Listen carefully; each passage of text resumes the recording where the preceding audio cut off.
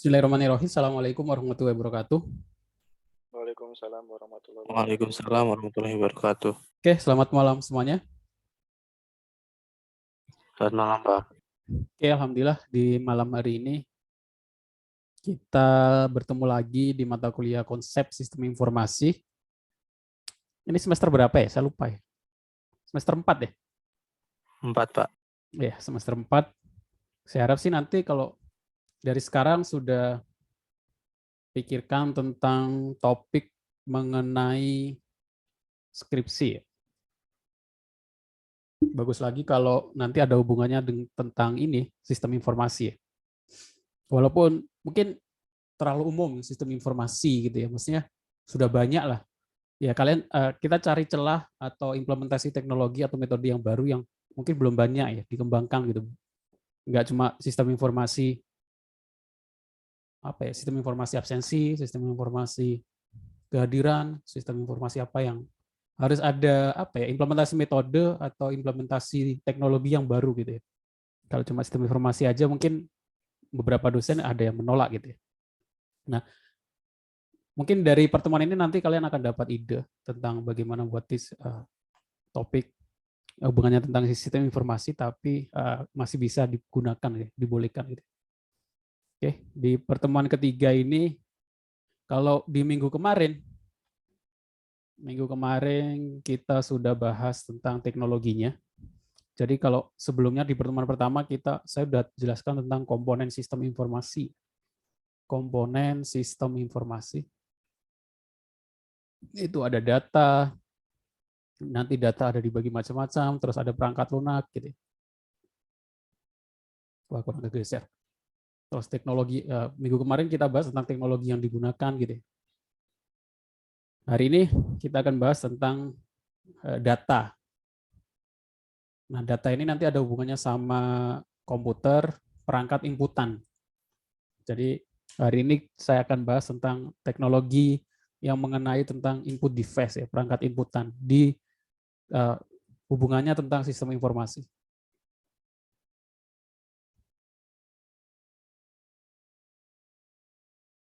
Saya share screen dulu coba.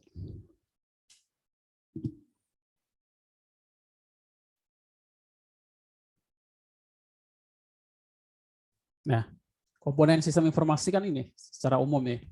Hardware, perangkat keras, software, perangkat lunak, data ya yang kita olah, terus menjadi sebuah pengetahuan gitu ya. Data diolah menjadi sebuah pengetahuan, human atau orang pemakainya, pengguna, terus network. Network itu ya jaringan komputernya, jaringan yang kita gunakan dalam penggunaan sistem informasi tersebut. Ini komponen of information system ya. Kalau bahasa Indonesia ya komponen dalam sistem informasi. Sistem informasi kan udah banyak ya, kalian bisa cari sendiri referensi di Google dengan keyword yang saya kasih kemarin, akhirnya akan muncul banyak macam-macam sistem informasi. Nah, yang akan saya bahas hari ini tentang data.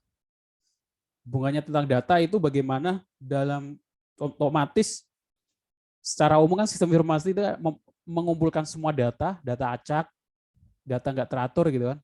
Karena kemarin sudah saya bahas tentang perbedaan data dan informasi, perbedaan data dan pengetahuan. Kalau data itu belum diolah gitu ya. Kalau sudah diolah menjadi informasi, menjadi pengetahuan, dapat digunakan untuk kebutuhan yang lain. Entah itu kebutuhan manajemen, kebutuhan decision, keputusan, dan lain sebagainya. Nah, data ini bagaimana cara kita mendapatkan data, ini yang paling penting ya. Biasanya kalau kita membuat aplikasi, sistem datanya dari mana gitu ya. Data set istilahnya mungkin, data set atau data dummy dan lain sebagainya. Itu yang paling penting, data. Nah, dalam mendapatkan data itu otomatis ada langkah yang bagaimana kita merubah menjadi sebuah data itu kita masukkan ke dalam komputer gitu ya. Artinya ada hubungannya tentang komponen komputer, yaitu input, CPU mengolah sama output ya. Nah, input ini kan otomatis bagaimana data dari berbagai macam bentuk dan asal kita inputkan ke dalam komputer. Nanti ada hubungannya sama teknologi input device. Teknologi masukan ya. Perangkat masukan, input device. Perangkat masukan itu apa saja dalam teknologi komputer itu ada banyak macam yang bisa digunakan. Ini secara umum ada mouse, ini perangkat masukan ya. Mouse itu ya untuk menggerakkan, ada keyboard, light pen yang saya gunakan seperti ini untuk coret-coret, scanner, trackball. Trackball seperti mouse ya. Dulu banyak komputer yang menggunakan trackball. Touchpad, mikrofon, joystick, digital kamera, dan lain sebagainya. Nanti kita akan bahas, di pertemuan hari kita akan bahas tentang teknologi input device dan perkembangannya di masa sekarang ya. Pertama, teknologi masukan keyboard. Keyboard itu kalau kita mengenal keyboard ya keyboard aja. Sebenarnya ada banyak keyboard ya. Mungkin ada yang sudah mendengar istilah mechanical keyboard. Mechanical keyboard. Ya, Bisa udah pernah dengar belum? Bahkan ada komunitasnya nih mechanical keyboard. Komunitas Mechanical Keyboard Indonesia. Pernah diundang di TV juga dan aktif. Jadi komunitas yang mengoleksi keyboard. Pernah dengar nggak mechanical keyboard? Keyboard harganya lebih mahal dari keyboard yang digital ya, maksudnya yang mekanik itu karena ini mekanik, bukan yang keyboard yang biasa kita pakai. Mekanik ini kita bisa ganti dan lain sebagainya. Mechanical keyboard lebih mahal. Kalian bisa cari di e-commerce platform apa saja, tulis aja mechanical keyboard, nanti akan muncul. Pada bisa sampai jutaan, puluhan juta juga. Dan ada komunitasnya mechanical keyboard. Bagi Itu yang orang, membedakan apa, Pak? ya gimana? Itu yang membedakan dengan keyboard biasa apa sih ya? Yang membedakan rasanya karena dia lebih mekanik. Bentar. Oh, berarti seperti ini ya, Pak? Seperti mesin tik gitu ya, Pak ya? Ya, seperti mesin tik. Mechanical. Ini orang lama biasanya. Bahkan ada komunitasnya, Mechanical Keyboard Indonesia.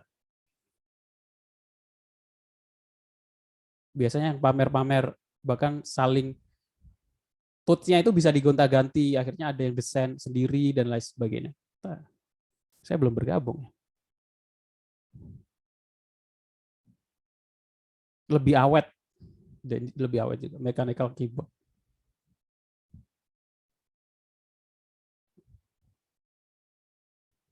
Jadi bisa dilepas, diganti, ada macam-macam bentuk, ada yang hard, ada yang soft gitu ya. Ya kalau warna ini lebih soft, lebih hard gitu, mechanical keyboard.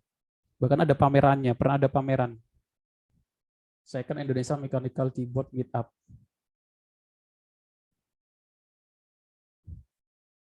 Ya, kalau saya sih nggak terlalu ya ini. Indonesia Mechanical Keyboard Meetup. Jadi pameran keyboard mekanik ya. Oke. Jadi kalau yang pengen nyoba silakan beli ya. Rasakan bagaimana. Kalau saya sih ya sama aja sih kalau perasaannya. Oke. Terus selanjutnya ya membran keyboard ya, membran keyboard yang kita pakai biasa gitu. Tapi memang mechanical keyboard lebih mahal, apalagi yang bermerek gitu. Terus ergonomic keyboard. Nah, sekarang itu sekarang yang lagi rame, apalagi ada istilah dengan adanya COVID, WFH itu, sekarang hampir semua orang itu, kalau dulu kan nggak memikirkan komputer desk gitu ya, perangkat kerja di rumah gitu. Sekarang sudah memikirkan beli meja komputer, beli layar, beli mic, beli keyboard, beli webcam gitu ya, kebutuhan untuk kerja, sampai karena tiap hari duduk dan lain sebagainya, akhirnya yang nggak cuma kebutuhan itu saja, tapi yang lebih ergonomik, yang nggak bikin sakit ya, nggak bikin sakit tangan, mata gitu ya. Ada juga yang adaptif desk komputer, meja komputer tapi yang adaptif, bisa dinaik turunkan gitu ya. Jadi kalau kerja seharian itu kalau capek duduk ya mejanya ditinggiin, nanti kerjanya sambil berdiri biar nggak duduk terus gitu ya. Atau enggak ada juga yang sambil treadmill gitu. Nah ini ergonomi keyboard. Saya sih belum pernah nyoba juga. Tapi banyak kan ada juga seperti ini. Jadi katanya lebih ergonomik. Yang memikirkan biasanya ini ya, teknologi di kafe ya. Terus flexible keyboard ini ya biasanya kita pakai untuk apa namanya, keyboard eksternal gitu ya. Terus handle keyboard. Ini mungkin kalau dulu HP Nokia dulu itu yang dilipat itu, PDA itu bentuknya kecil keyboard seperti ini. Terus ini yang rame juga vertical keyboard. Jadi ya ini kayak terbelah dua gini, vertikal. Ada banyak lagi bentuk keyboard yang lain-lain nih. Karena bisa di e-commerce sudah banyak yang macam-macam keyboard. Semakin bentuknya aneh-aneh, semakin ya sama kayak teknologi kursi komputer, kursi gaming ya bentuknya semakin aneh-aneh gitu. Terus ada juga virtual keyboard. Ini nggak tahu sudah ada atau belum ya. Virtual keyboard ini menggunakan sensor untuk mengetik, jadi nggak perlu keyboard. Dia deteksi sensor tangan kita ya. Harusnya sih sudah ada sih. Mungkin masih terlalu mahal, jadi nggak banyak yang pakai. Terus perangkat inputan yang lain, yaitu mouse. Nah ini yang lagi rame juga, mouse, vertical mouse. Kalau tadi ada vertical keyboard, ada juga vertical mouse. Katanya ini lebih ergonomik juga, karena tangan kita nggak lebih enak, karena apa namanya, tangan kita seperti lurus gini, nggak ketekuk gitu. Ini juga lagi rame banyak di e-commerce. Kalau ada yang mau nyoba seperti ini, katanya lebih nggak bikin sakit ya. Kalau biasanya kalau anak komputer, anak mahasiswa IT atau orang yang sering kerja di komputer itu pasti gelap apa namanya, bagian ini apa namanya ini bahasanya apa ya? Pasti hitam itu ya, karena di sini sering ketemu dengan meja gitu. Bagian dekat nadi ini. Biasanya seperti itu. Kalau saran saya sih, kalau ngerjakan sesuatu di depan komputer berjam-jam, berharian, apalagi kalau begadang sampai dari jam 10 sampai pagi gitu ya, kasih jeda ya, kalau bisa buat timer gitu. Kalian beli timer, ada yang per jam, jadi dijamin 1 jam alarm nyala. Jadi kalau alarmnya udah nyala, kita istirahat 10 menit atau 5 menit, jalan-jalan, lihat pemandangan, habis itu ngerjain lagi sejam, istirahat lagi. Biar nggak terlalu pusing. Standar. Boleh seperti itu. Sarannya sih seperti itu ya. Nah, teknologi masukan yang lain, ini tujuannya sih sebenarnya untuk, kalau hubungannya sama sistem informasi kan mengumpulkan data ya. Jadi sistem informasi kan aplikasi, sebuah sistem untuk mengolah data. Datanya dapat dari mana? Dari inputan di keyboard, dari menggunakan mouse, selanjutnya menggunakan kamera. Kamera sekarang ini bisa kita gunakan untuk teknologi masukan ya. Bisa seperti kayak gini, absensi. Ini saya ngambil kemarin ke PLN kalau saya moto sendiri. Ternyata absensinya seperti ini. Saya kira menggunakan aplikasi, saya penasaran ini menggunakan aplikasi apa gitu ya. Ternyata ini link Google Form. Ternyata ini link Google Form. Kirain dengan kok bagus lah ada scanner, terus nanti penasarannya itu dia nginput namanya itu bagian mana, kok cuma scan. Ternyata ini cuma link Google Form di bentuk di jadi ini QR code ya. Terus contoh yang lain inputannya itu Peduli Lindungi. Nah, kalau yang sudah pakai Peduli Lindungi kan sekarang kalau kita mau masuk ke mall, tempat-tempat itu kan harus scan ya. Tujuannya untuk apa? Ada yang tahu? Harusnya tahu ya. Scan check-in ini di suatu tempat. Tujuannya apa? Mendata, Pak. Ya, tujuannya untuk mendata kita. Sama seperti mungkin kalau kita daftar hadir gitulah. Sepertinya daftar hadir gitu ya. Kalau dulu kan sebenarnya kita datang ke rapat, nulis daftar hadir, nama saya ini, nama saya ini dari institusi mana gitu ya. Daftar hadir. Jadi kita tahu ya yang hadir di tempat ini siapa saja gitu ya. Tapi itu kan manual gitu ya. Biar lebih mudah pakai apa? Ya pakai QR code. Jadi dengan scan ini otomatis kan aplikasi kita login dulu, terus kita scan. Di scan ini kan kita ada nama, alamat dan lain sebagainya. Data ini akan terdata di server Peduli Lindungi ya. Artinya semuanya di sini di mall gitu ya. Mall ini jam sekian, nama yang datang ini siapa saja. Jadi ketika ada yang positif, satu orang yang positif itu kan ditrace, dia habis dari mana saja. Nah, yang satu ruangan sama dia yang positif kan akhirnya bisa untuk dicek gitu ya. Oh, yang satu ruangan dan 1 jam sama dia itu siapa saja kan ketahuan dari data yang hadir di sini. Nggak tahu implementasinya berjalan atau enggak sih. Harusnya sih kalau kita misalnya datang ke kampus gitu ya, terus ada yang ketahuan positif sehari setelahnya, berarti yang check in dan sama dengan yang positif ini harus ada notifikasi di Peduli Lindunginya bahwa di tempat kemarin ada yang positif, silakan cek. Ada notifikasi kayak gini ya? Gitu nggak ya? Nggak tahu ya saya. Harusnya sih ada, harusnya seperti idealnya seperti itu. Nah, tujuannya apa? Tujuannya ini sih untuk mempermudah inputan. Jadi kan sebelumnya kan kalau kita pengen daftar hadir, nulis di buku gitu ya, nulis di buku, terus dari sini diganti menjadi nulis di form gitu ya. Sudah online tapi tetap nulis di form. Ini kan lama juga, akhirnya diganti lagi, nggak perlu nulis di form, cukup scan. Nah ini maksud saya itu seperti ini. Jadi ini kan sama-sama sistem informasi ya. Bentar, saya disable dulu monotesnya. Iya, Nah, ini Pak, kan untuk sama di Peduli Lindungi sudah ada ini Pak, fitur si jejak Pak dia untuk mendeteksi kontak erat gitu Pak. Jadi ada alarm mungkin muncul. ya ada alarm. Saya juga belum pernah coba Saya belum pernah juga. menggunakan Bluetooth.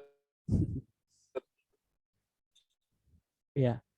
Maksudnya seperti ini. Jadi saran saya kalau hubungannya sama skripsi atau nanti tugas akhir, kadang yang nggak diperbolehkan itu kan saya buat sistem informasi ya cuma dari manual ke online gitu aja, sama seperti kayak sistem kehadiran gitu ya. Sebenarnya manual ditulis hadir, habis itu yang nulis manual di kertas ini diganti online.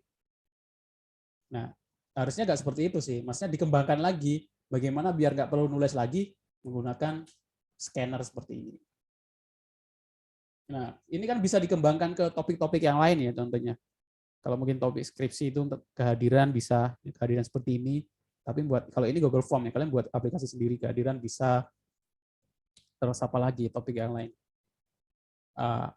Mungkin apa namanya untuk kehadiran rapat, kehadiran rapat dan lain sebagainya itu bisa sih diimplementasikan. Jadi nggak cuma sistem informasi yang inputnya tetap manual, tapi tambahkan teknologi untuk scanner seperti ini. Jadi sebenarnya ada dua bentuk ya dengan QR code itu. Ada yang scannernya itu ditaruh di sini, terus kita scan masing-masing di HP kita. Ada yang dibalik QR code-nya dari sisi kita. Kalau saya lihat sih ada sekolahan yang QR code-nya itu ditaruh di kartu pelajar gitu ya. Jadi absensinya itu nanti ada webcam, ada komputer terus ada webcam gitu ya. Kita scan pakai QR code yang ada di kartu pelajar. Itu juga bisa. Jadi ada dua versi. Ada yang QR code-nya itu dipasang, ada yang QR code-nya itu di masing-masing siswa. Seperti itu. Itu hanya sebagai ganti identitas ya, misalnya kalau pakai finger atau yang lain sebagainya. Nah, sebenarnya QR code ini pengembangan dari barcode. Pengembangan dari barcode. Sebelumnya itu kan barcode. Barcode itu apa ya? Ini untuk membaca kode baris ini.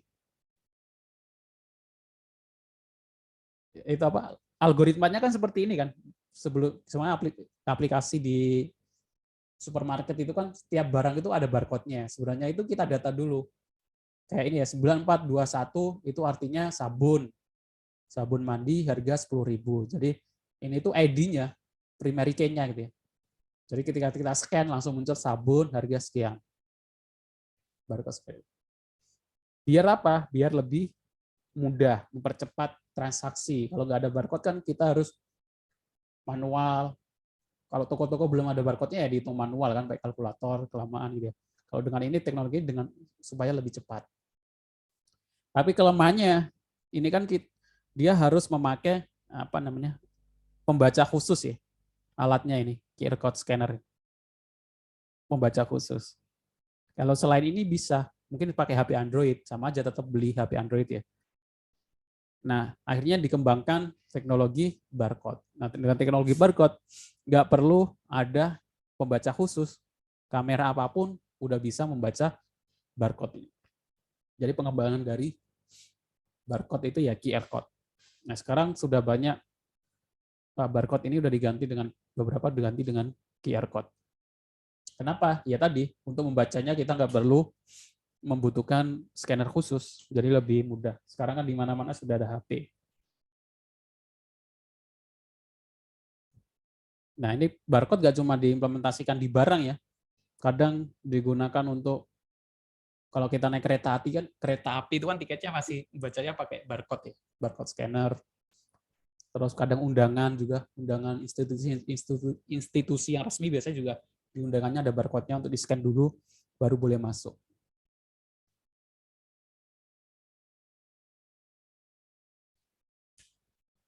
Nah, ini termasuk teknologi masukan pengumpulan data supaya lebih cepat daripada kita harus nanyain satu-satu, masukin. Biasanya kalau di beberapa supermarket kalau gagal kan biasanya tetap dimasukin manual ya. Dimasukin kodenya manual, ditulis biasanya awalannya. Biasanya enggak kodenya sih, biasanya nama barangnya bisa, kodenya juga bisa. Kalau enggak setelah di-scan gagal atau enggak muncul di aplikasi. Terus teknologi masukan yang lain juga dikembangkan.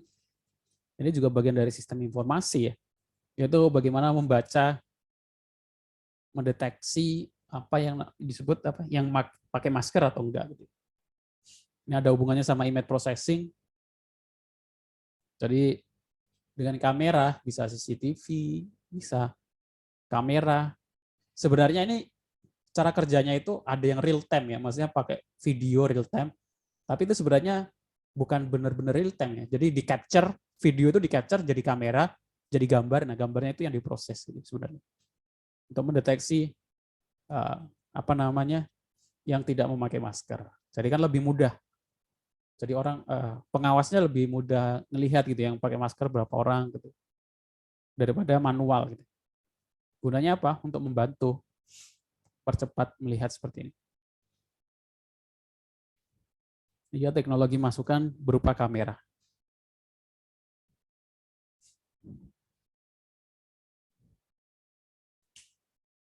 Sekarang kan CCTV juga udah mulai dikembangkan yang bisa mendeteksi gerakan gitu ya. Kalau standarnya kan CCTV yang standar, ya udah dia merekam suasana yang ada di depannya gitu ya. Entah itu ada maling atau ada apa, dia nggak ngasih tahu, nggak ada notifikasi. Sekarang sudah ada yang baru itu CCTV dengan deteksi gerak. Gitu ya. Jadi kalau ada yang gerak, bisa ada notifikasi kepada pengguna, entah itu lewat WhatsApp, SMS, atau Telegram gitu. Dalam bentuk capturean video atau capturean gambar. Jadi kalau ada sesuatu, pemilik CCTV itu langsung tahu, entah ada kucing lewat, orang masuk gitu kan. Ada tukang paket gitu ya. Ya mungkin diaktifkan ketika malam. Kalau siang kan pasti ada banyak pergerakan. Nah, itu sobat. Bagian dari sistem informasi juga mencatat data yang bergerak. Kalau CCTV biasa, ya cuma mencatat apa saja. Kalau ada kehilangan atau ada aneh-aneh, baru kita cek gitu ya. Nggak ada preventifnya, pencegahannya gitu. Apa namanya? Ada informasi yang dikasih tahu sebelum terjadi sesuatu. Biasanya dengan sensor gerak, bukan sensor gerak sih, ya dia mendeteksi gerakan di dalam gambar atau video CCTV tersebut. Biasanya lebih mahal pastinya. Tapi di penelitian skripsi juga ada yang mengimplementasikan itu ya, jadi kamera biasa untuk mendeteksi gerakan. Terus teknologi kamera digunakan juga untuk Karena di petugas tol biasanya, petugas tol itu kan ada tugas yang mencatat arus laju kendaraan ya. Hari ini itu berapa yang lewat, kendaraan besar berapa yang lewat, kendaraan kecil berapa yang lewat. Ini kebutuhannya untuk nanti kalau ada kenaikan untuk data ya, termasuk untuk masukkan ke dalam sebuah sistem informasi. Biasanya petugas tol itu ya nyatet manual gitu ya, pegang kayak alat yang di tangan itu ya, dihitung. Kalau ada yang lewat, hitung gitu ya. Nanti dilaporkan sehari, sejam itu berapa yang lewat, kendaraan besar, kendaraan kecil. Jadi kalau ada meningkat, nanti pintu tolnya diperbanyak gitu. Nah, itu bisa digantikan dengan sebuah sistem menggunakan kamera. Seperti ini, mendeteksi jumlah kendaraan yang lewat. Biasanya sih kita buat algoritmanya biasanya kita buat garis imajiner gitu ya. Jadi kalau ada yang lewat kita hitung 1, kalau ada yang lewati garis kita hitung 1, 2 gitu. Nanti di sini ada counternya, udah berapa yang lewat. Nanti dimasukkan ke dalam sistem. Itu termasuk dari teknologi masukan. Ya tahu sekarang seperti ini itu sudah dikembangkan atau belum. Setahu saya sih masih manual ya, kayak yang CCTV di jalan raya gitu ya. Mendeteksi yang lewatin garis atau yang langgar lampu merah itu kan masih kayaknya dipantau manual ya. Ada petugasnya mantau manual, kalau ada baru ada speakernya dinyalain gitu ya. Belum ada yang kalau ada yang melanggar, saya nggak tahu juga. Kayaknya belum ada beritanya. Jadi kalau ada yang melanggar langsung tercatat apa plat nomornya, terus langsung ada notifikasi ke penggunanya atau bagaimana. Kalau di luar negeri kemungkinan sudah beberapa kota sudah ada. Tiba-tiba kita langsung dapat kiriman tilang gitu ya. Terus ada rekaman videonya. Biasanya menggunakan sistem seperti ini. Terus teknologi yang masukan yang lain itu RFID. RFID itu kepanjangannya frekuensi, ada hubungannya sama radio. Sebenarnya sama kayak QR code dan lain sebagainya. Kalau QR code kan kita harus butuh webcam, terus kita scan, kadang lampunya harus jelas, kalau nggak jelas kadang nanti nggak kebaca. Nah, RFID mungkin lebih simpel karena nggak butuh kamera, hanya ya RFID scanner, biasanya bisa kita rangkai sendiri, tutorialnya banyak di YouTube sekarang. Terus harganya juga nggak terlalu mahal sih, murah. Menggunakan Arduino gitu ya. RFID card-nya juga murah. Kalau kalian kembangkan ini untuk skripsi juga boleh. Jadi intinya sih RFID ini ya untuk absensi identifikasi ya.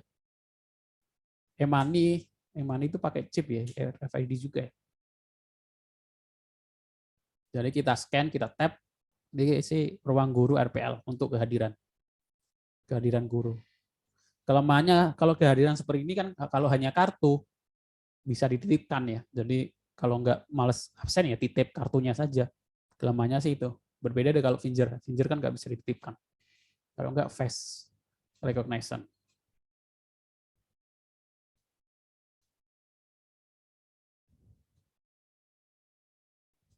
Nah ini di Cina sedang dikembangkan. Saya play dulu videonya. Yaitu bagaimana kita melakukan transaksi tanpa perlu kartu, tanpa perlu alat gitu ya, cukup dengan deteksi wajah.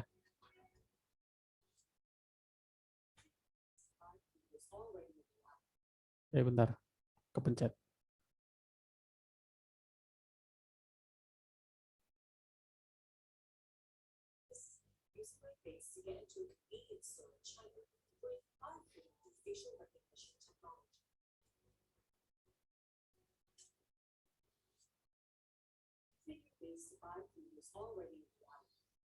Here's one system that Chinese search engine giant Baidu implemented in China. KFC system even remembers your face and food preferences, so it can better recommend new products. Much like KFC, this convenience store we visited, the city of Shenzhen, has partnered with a tech giant, in this case, the payment app WeChat Pay, to create an experimental face-to-food experience. The store, Zhouhei, encourages people to play and pay with facial recognition technology. With just your face and a simple thumbs up,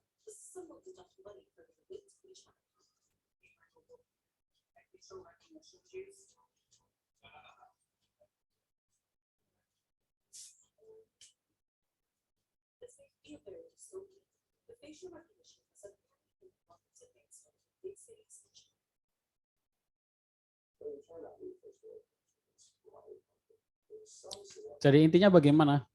Intinya itu bagaimana buat sistem. Kalau sekarang kan kita pengen bayar pakai uang ya, manualnya masih pakai uang kita serahkan. Habis itu diganti dengan pakai e-money ya, pakai kartu, uangnya dalam bentuk kartu. Habis itu diganti dengan scan QR code kayak QRIS dan lain sebagainya itu kan, pakai scan kamera, Breezy, pakai kartu. Nah, kemungkinan beberapa dekade yang akan datang ini akan digantikan semuanya karena masih ada barang yang harus kita bawa ya. Padahal kan kita punya identifikasi sendiri ya.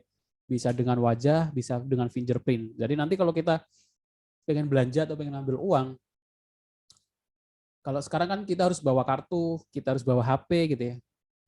Padahal kan ada identifikasi yang menunjukkan bahwa itu kita, entah itu pakai iris, mata gitu ya, biometrik atau pakai fingerprint. Di luar negeri beberapa ATM itu sudah menggunakan fingerprint. Ada yang bisa menggunakan fingerprint ya. Jadi nggak perlu ribet bawa ATM ketinggalan atau ATM hilang. Jadi menggunakan fingerprint untuk ngambil uang. Nggak tahu nanti masalah keamanannya bagaimana ya. Saya kira sih lebih aman. Maksudnya untuk tujuannya sih sebenarnya untuk mempermudah saja. Sebenarnya tujuannya untuk mempermudah. Bahkan ada juga teknologi yang ditanamkan di dalam tubuh ya, chip seperti itu ya. Walaupun itu kadang ada banyak yang kontra, entah itu ada hubungannya sama untuk mengontrol manusia dan lain sebagainya ya. Tapi kadang tujuannya sebenarnya kalau dari sisi teknologi sih untuk mempermudah. Kalau saya pernah lihat itu ada yang mengembangkan chip di tubuh untuk mengontrol, ada hubungannya sama Internet of Things ya, IoT. Mengontrol kondisi tubuh ya, kesehatan ya. Jadi dia chip itu ditempel di bahu atau di lengan, dia untuk mendeteksi suhu badan, deteksi jantung, deteksi paru-paru, deteksi yang lain. Jadi kalau terjadi gejala atau tanda-tanda akan terjadi serangan jantung atau lain, ada notifikasi. Lebih cepat gitu ya, daripada kalau baru kejadian dulu, baru ditangani. Kalau dengan ada teknologi yang bisa mendeteksi lebih awal kan, tujuannya sebenarnya untuk ya pencegahan, sebenarnya seperti itu. Nah, kemungkinan ini kemarin saya pernah lihat ada yang buat aplikasi absensi, bukan aplikasi antrian, tapi menarik karena menggunakan suara. Sekarang itu saya kira apalagi dengan adanya COVID gitu ya. Sekarang kalau kita ke mesin, kayak datang ke mall, itu kan sudah gak mencet parkir lagi kan, biasanya pakai sentuhan sensor sentuh gitu ya, biar gak menghindari protokol kesehatan, biar nggak sentuh, hindari COVID gitu ya. Nah sekarang kemungkinan itu akan berkembang lagi ke aplikasi-aplikasi lain ya. Jadi aplikasi-aplikasi lain itu kemungkinan inputannya itu bukan lagi dengan keyboard atau dengan mouse, tapi dengan suara, inputin suara. Biar lebih mudah, inputan suara itu lebih mudah tanpa perlu sentuhan dan lain sebagainya. Ya gambarannya seperti yang di film Iron Man itu ya, bagaimana kita berinteraksi dengan komputer dengan suara. Nah ini saya pernah lihat ada yang buat mesin antrian dengan suara. Jadi kalau pengen ngambil antrian itu cukup dengan suara, kalau pengen manggil antrian juga dengan suara. Menggunakan HP Android. Nah, saya play dulu.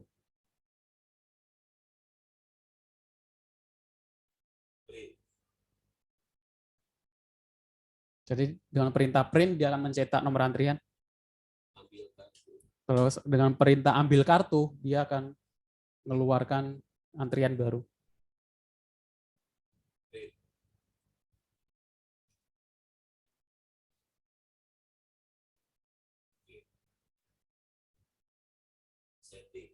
Nah, kalau pengen masuk ke setting, tinggal bilang setting, dia akan masukkan kode, kodenya kita ngomong 1, 2, 3, 4, 5, masuk ke setting. Terus kita panggil antrian, dia akan memanggil antrian.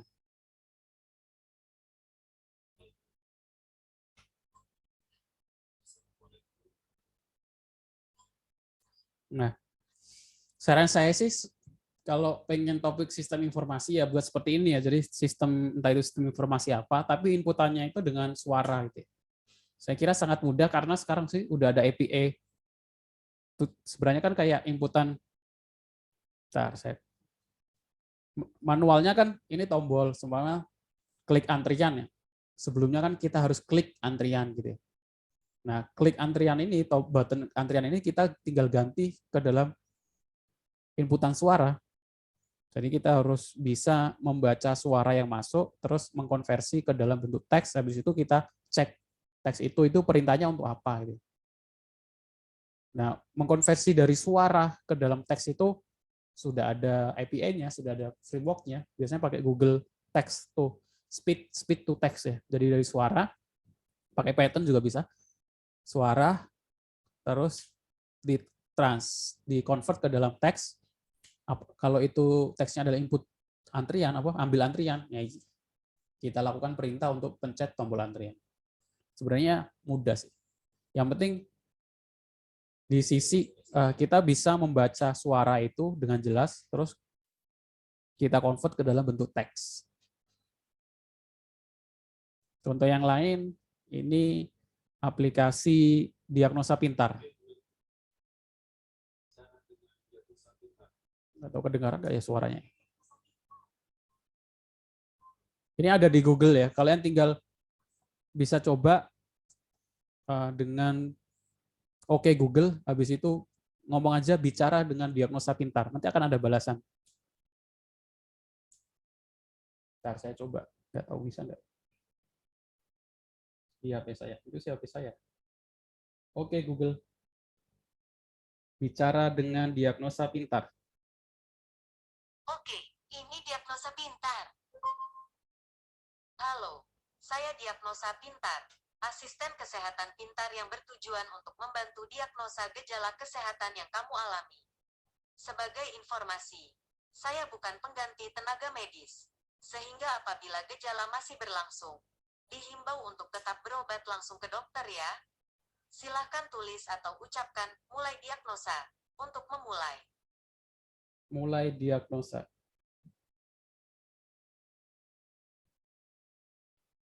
Mulai diagnosa. Kamu bicara apa tadi? Bisa diulangi? Mulai diagnosa. Gimana? Aku tidak paham. Bisa ulangi ucapanmu? Ya, kelemahannya sih di situ kalau inputan suara ya. Kadang kalau gitu nggak terdengar dengan jelas ya, otomatis dia balasnya akan tidak paham gitu maksudnya. Maaf. Nah, ini mulai diagnosa pintar itu yang buat orang Indonesia sih. Saya tahunya juga dari sosial media ya. Jadi sebenarnya kalau kalian lihat kan biasanya aplikasi deteksi penyakit itu kan inputkan keluhan gitu ya. Inputkan keluhan apa yang dialami, suhu badan berapa. Nah, form-form seperti ini tuh diganti aja dengan inputan suara. Nah, itu sih maksud saya seperti itu. Jadi ada teknologi barunya.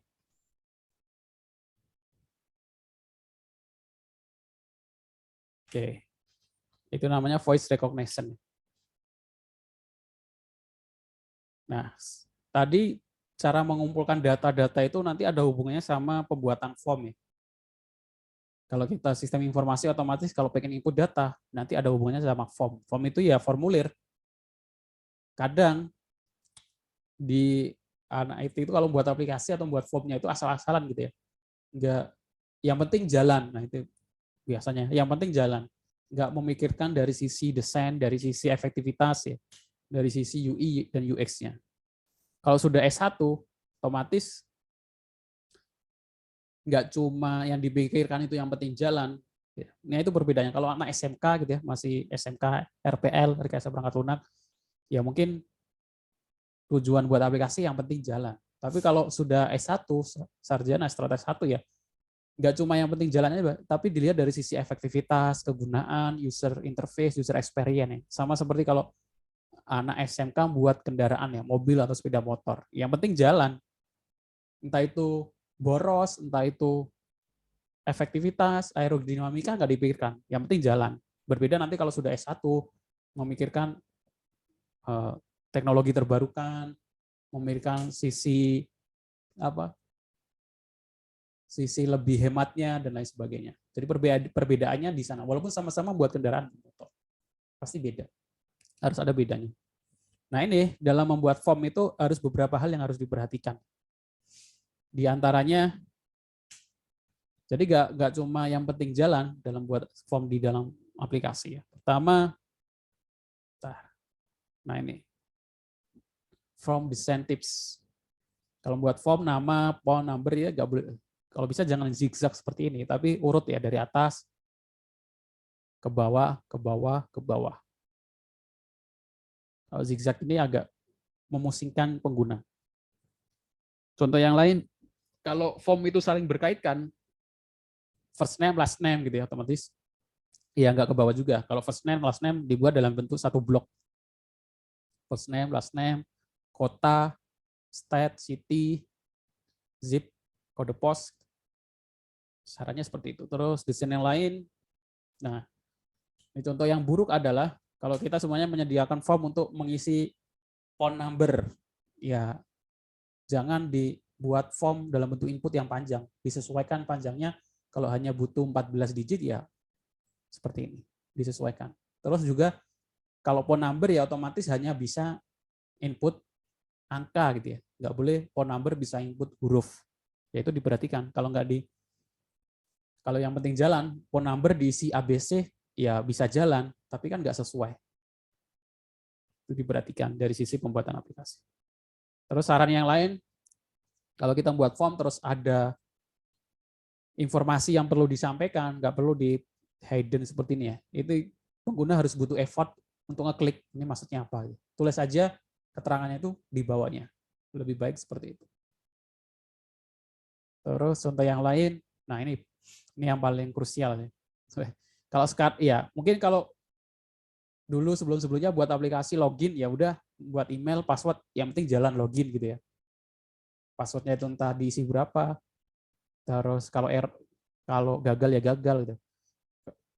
Sekarang harus ditingkatkan lagi untuk buat login. Yaitu ya ini ada informasi yang bisa diterima itu apa saja. Sekarang kan biasanya standarnya password itu ya at least 8 karakter. Apakah dia sudah memenuhi 8 karakternya atau belum. Terus harus ada huruf kecil, huruf besar, harus ada angka, gitu ya, ada spesial karakter. Supaya lebih aman dan juga lebih interaktif. Dan juga user tahu kalau belum memenuhi berarti nggak bisa diklik register.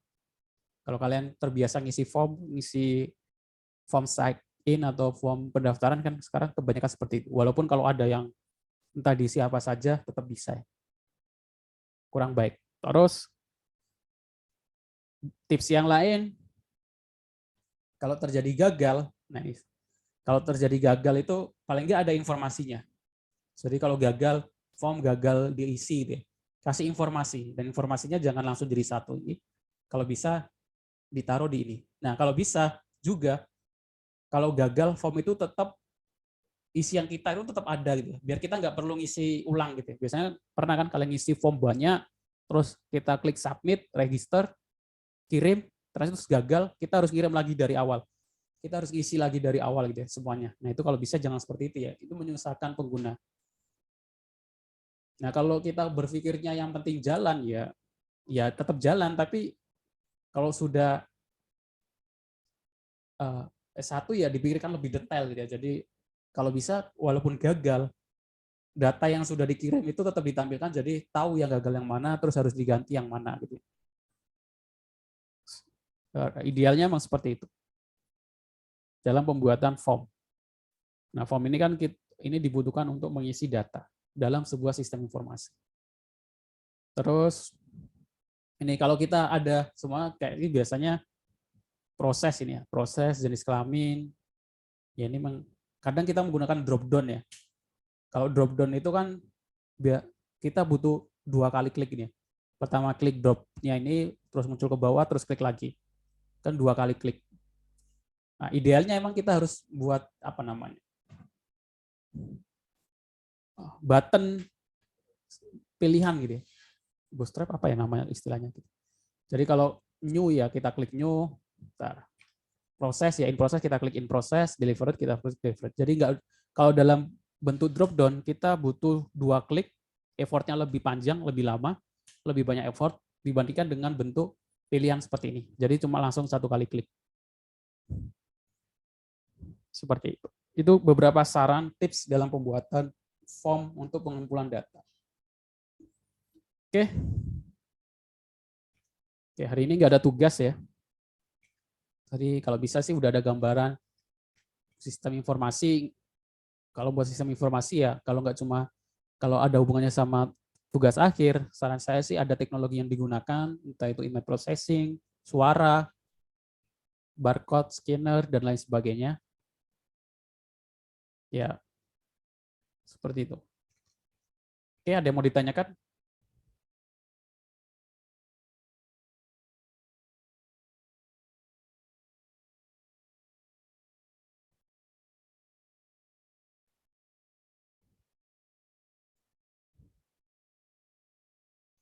Nggak ada? Kalau nggak ada, saya cukupkan perkuliahan kita hari ini. Terima kasih untuk yang sudah datang. Saya mohon maaf kalau ada salah-salah kata. Saya akhiri.